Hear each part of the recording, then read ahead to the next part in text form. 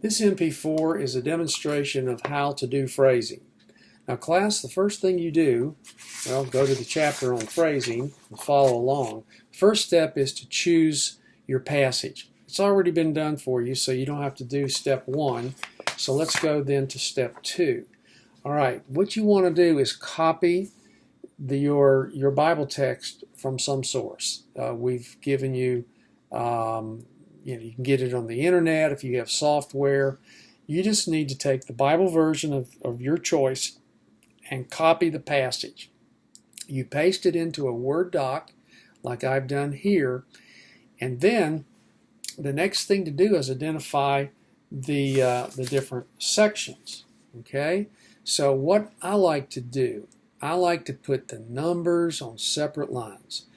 I recommend that you go in and find the big breaks. Now we know that Peter is the author, and he's writing to these elect, these chosen Christians who are in 7 places. So Mounce puts in these categories. You can do that, and I would encourage you to do that. So let's take a moment and do that right now. All right, now you can either write these in ahead of time, or you can write those identifiers later if you want. I really like to do them at the end, but since he did them for us in the book, we've got them there. Okay, here's your author, here's your recipients. Now, who is Paul writing to? Okay, I want you to break all these items where there are natural breaks, like where these commas occur in the text. Honestly, that's the easiest way to do this. Break it at the verse numbers. Go along. When you find a comma, just simply do a hard return and get them over to the left-hand side. Okay? Now you should have something that looks sort of like this. If you want to embolden the identifiers, then you can do that as well. You can play with this. There's just many different techniques you can use. Remember, this is for you. You're doing this to help you understand the text, to break it down. Okay, now, to those who are elect, these are the chosen. Now, I'm going to break it right here because exile is an adjective that's describing who the elect are. Okay, so I'm going to make another break there, hit a hard return. To those who are chosen, if you want to think of it that way. Now, here are the description of the chosen. So I'm going to tab one tab to the right, the exiles. Okay, so we're looking to put the main idea on the left and subordinate or descriptive ideas to the right. Now we have all these cities here. I like to, when I have a list, I like to put the list on out there, and I'm going to just tab over every one of these locales in this list. Okay, and that shows me where the letter is going to. Now back to our recipients. Those who are chosen. Well, first of all, they are exiles. Okay, that's one description of who these people are. They are chosen how? And we'll leave the 2 to the left, and then we'll tab 1 over. The elect, right there, I'm going to color that just so we can see it. The elect are exiles. Okay, you can use colors too if you want to. They are elect how? According to the foreknowledge of God. And they are elect how else?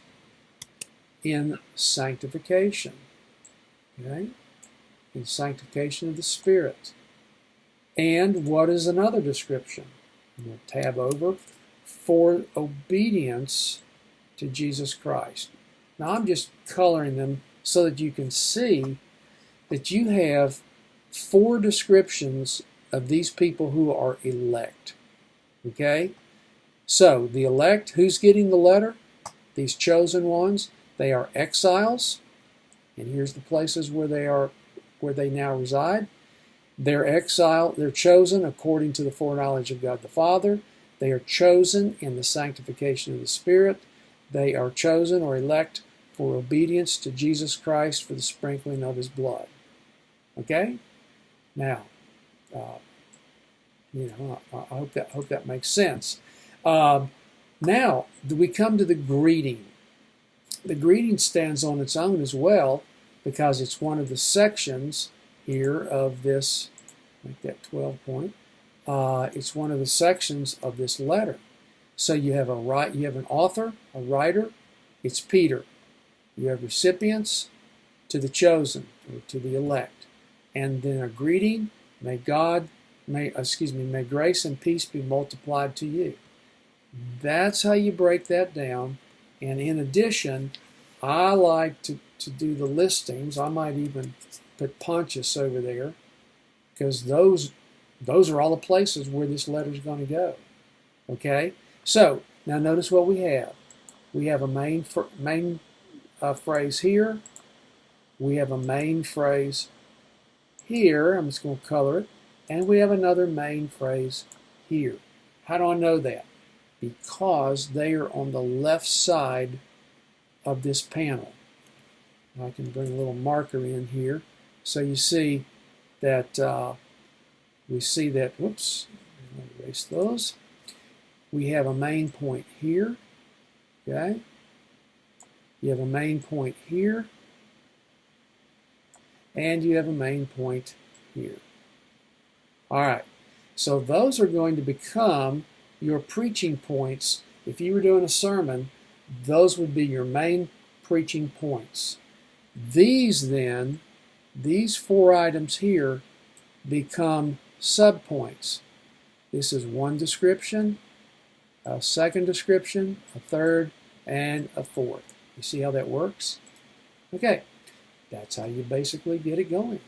So we'll have more of these little tutorials in the works. So stay tuned.